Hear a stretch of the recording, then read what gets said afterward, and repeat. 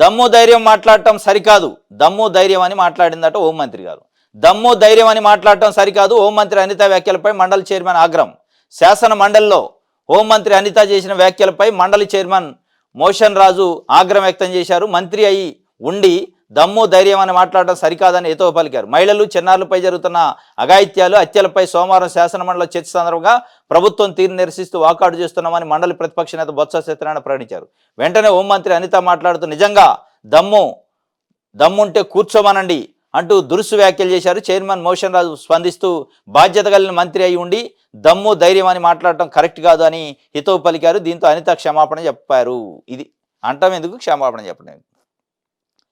మీరు ఒక ప్రతిపక్ష నాయకులు వాళ్ళు ఒక అంశం పైన నిరసన వ్యక్తం చేస్తుంటే దమ్ము ధైర్యం అంటే కూర్చోండి, దమ్ము ధైర్యం అంటే కత్తులు పట్టుకోండి, కర్రలు హోంమంత్రి మీరు హోంమంత్రి, చట్టసభలో చర్చ అది. దీంట్లో దమ్ములు ధైర్యాలతో అవసరంలే, విషయం ఉండాలా, సబ్జెక్ట్ ఉండాలా.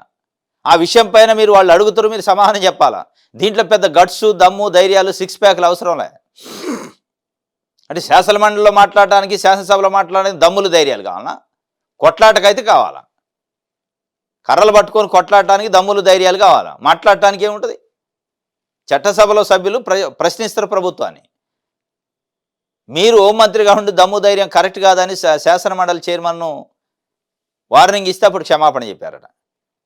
వంగలపూడి అనిత గారు మహిళ అయి ఉండి హోంమంత్రిగా ఉండి ఇలా మహిళలపైన జరుగుతున్న అనేక అత్యాచారాలు, హత్యలు, అఘాయిత్యాలు వాటిని నివారించే దమ్ము ధైర్యం మీకు ఉండాలా.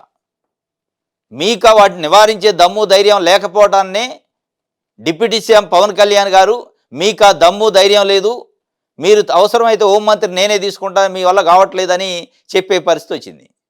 మరి ఆయన అనాల్సింది దమ్ము ధైర్యం అంటే తీసుకోవచ్చు అని, నివారించు వచ్చి అని అనాల్సింది. స్వయాన క్యాబినెట్లో ఉన్న డిప్యూటీ సీఎంఏ చెప్పిండు.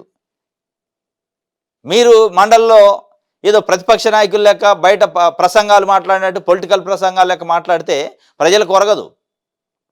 ప్రజా సమస్యలు మాట్లాడాలి, ప్రతిపక్ష పార్టీ సభ్యులు అడిగిన ప్రశ్నలకు జవాబులు చెప్పాలి తప్ప దమ్ములు ధైర్యాలు మాట్లాడితే ఇట్లా తిట్లు పడాల్సి వస్తుంది.